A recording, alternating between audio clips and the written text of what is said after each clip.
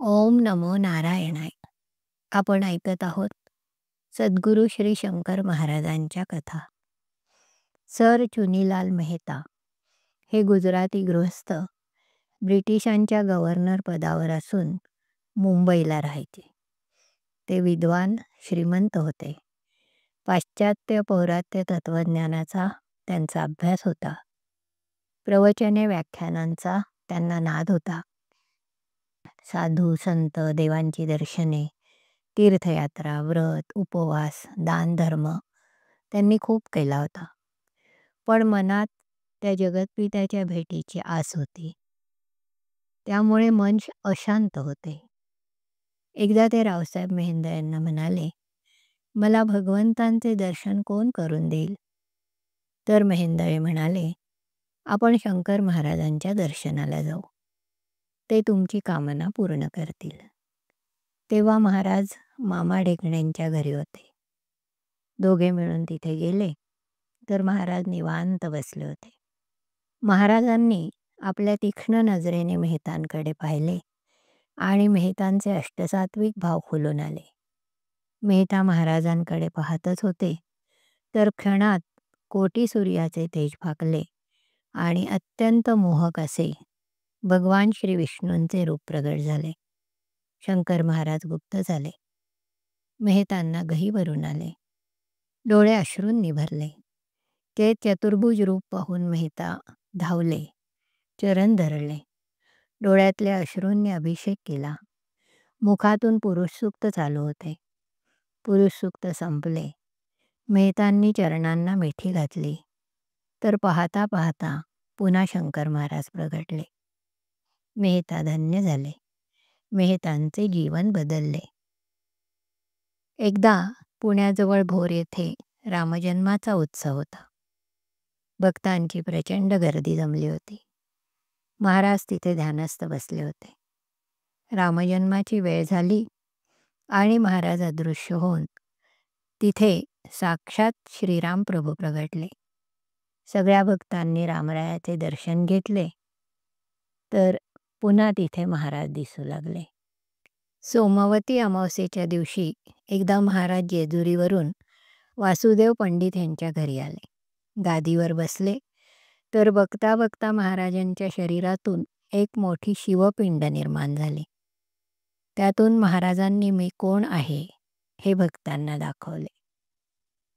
हनुमान जयंतीच्या उत्सवाच्या दिवशी एका भक्ताला हनुमंताचे दर्शन देऊन महाराजांनी त्याची इच्छा पूर्ण केली.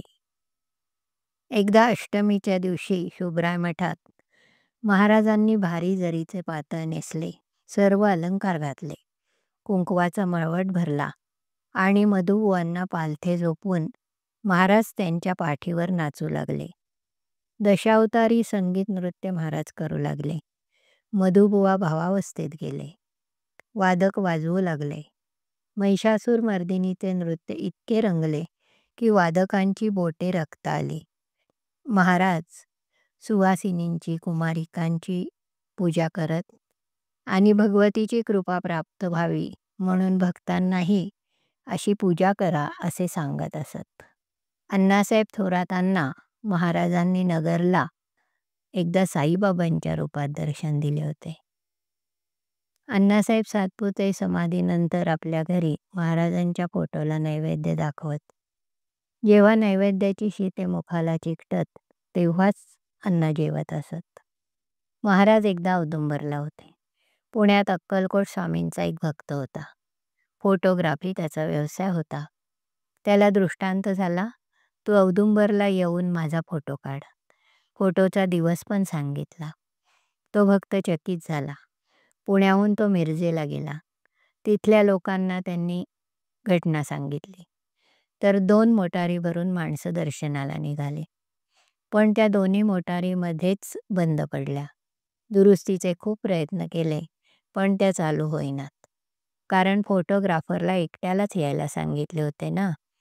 आपण एकटेच गेले पाहिजे असे म्हणून तो सायकल घेऊन औदुंबरला गेला. तर महाराज म्हणाले, तुला एकट्याला फक्त बोलवले होते तर तू सगळ्यांना का घेऊन आलास? आता चल माझा फोटो काढ. फोटो काढला तर म्हणाले, आता मला पुण्याला घेऊन चल. फोटोग्राफरने महाराजांना स्टेशनवर आणले. त्याने तिकीट काढून महाराजांचा हात धरून डब्याकडे घेऊन चालला, तर त्याला हात वेगळा लागला. म्हणून फोटोग्राफरने महाराजांकडे पाहिले, तर त्याला साक्षात स्वामी समर्थ दिसले. एकदा नगरचे नवले महाराजांना म्हणाले, "मला विष्णुपद दाखवा." तेव्हा महाराज नदीत उभे राहिले आणि नवलेंना म्हणाले, "पहा विष्णुपद." नवलेंना पाण्यात सुवर्णपद दिसले. त्यांनी त्यावर हात ठेवले. हात सरकवत नवले पाहू लागले, विष्णुपद किती लांब आहे ते. नवले कंटाळले, पण विष्णुपद संपेना. नवलेंना आश्चर्य वाटले, म्हणून त्यांनी वर पाहिले, तर मुकुट वर आकाशाला भिडलेला. ते विश्वरूप बघून नवले धन्य झाले. आज आपण इथेच थांबू. अवधूत चिंतन श्री गुरुदेव दत्त. हरि ओम तत्सत.